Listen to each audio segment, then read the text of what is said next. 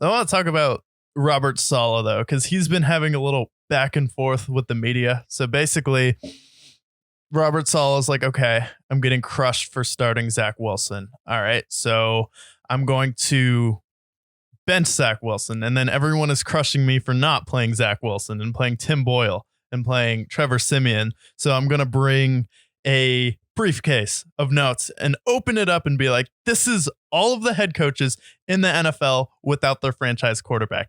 Guess what, guys? None of them did well. And then you're like, okay, that's great, Robert. And then they're like, why aren't you starting Zach Wilson? And he's like, I don't know. I just don't know if I'm there yet, where I'm at the point where I can trust him enough to put him back out in the game. I just have, I have a lot of things I need to figure out. And then has a meeting with Zach Wilson, ends up starting him. And then before the game, Zach Wilson's like, what's the worst that can happen? They're going to bench me. And then Zach Wilson goes out there against a very good Houston Texans defense and balls out. I mean, he goes for 300 yards, has one of probably his best game of the season. Garrett Wilson has a great game. They didn't really have a great running game going, and he was able to go out there and then tear up a defense that has been giving a lot of teams nightmares, especially with their pass rush, and the Jets' offensive line hasn't been very good this year. The fact that he was able to go out there, spotlight on him. All right, we benched you. What do you have? And then he goes out there and has one of the best games of his career. I think something really special to see. Yeah. And I mean, here are his numbers, right? 27 of 36, 300 yards, 2 touchdowns, 0 picks, 117 QBR. Really, outside of the fumble, he played about as perfect of a game as he possibly could. And again, this is against Will Anderson, Derek Stingley Jr., all the guys that are over on that Texans defense that we've been applauding all year. And give credit to him. Garrett Wilson had 100 yards. Not a lot done on the run game either, but he went out there and balled. And I think that for him, like having kind of low expectations, just kind of playing with nothing left to lose. Yeah. At this point, like I think there was a lot of pressure on him beginning of the season when Aaron Rodgers goes down. He's struggling. He's facing teams like the Cowboys, the Patriots, all these tough defenses. A lot of pressure on him. But now that he's been benched and that he's played back again, he's like, I have nothing left to lose at this point. Who cares what happens at this point? So he went out there and balled. He made some good throws in this game, and credit to Zach Wilson.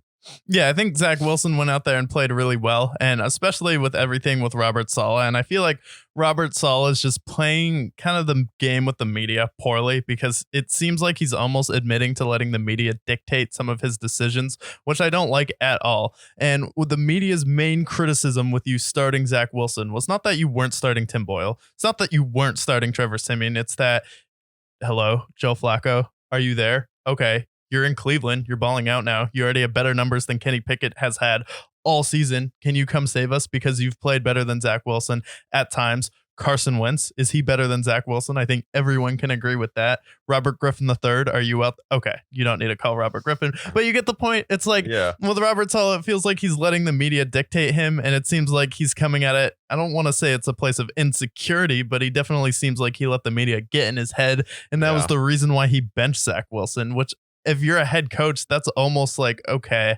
you seem like you're not sure of yourself, and that's going to start to creep into the minds of players in the locker room. The fact that Zach Wilson's openly like, oh, were they going to do bench me to other players? So then you're kind of creating almost a divide and creating more dysfunction.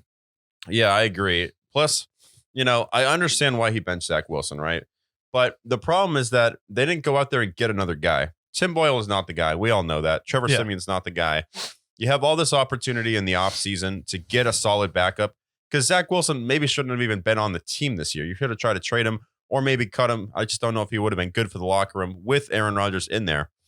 But I think that's been the big criticism of Robert Saleh all year. It's been his decision-making with the quarterback position. First, Zach Wilson's in, then they bench him, then they bring in Tim Boyle, and then they bring him back. It's like, if he were to be fired this year, it's going to be because of the situation here. Which I think he'd still deserve a second opportunity, because I think he's done a good job in New York for the most part. That defense, the way he's built it up, gives a lot of credit there. But if he were to get fired this year, we're going to point to the Zach Wilson situation, the quarterback situation, or not calling up some of these guys who are clearly better, just sitting on their couches at home, who have played better than Zach Wilson. Zach Wilson struggles. All right, cool. Let's go out there and get somebody like Carson Wentz, like Joe Flacco. You haven't seen Carson Wentz this year, but you've seen Joe Flacco go out there within 3 games with the Browns and played great football, turning back the clock.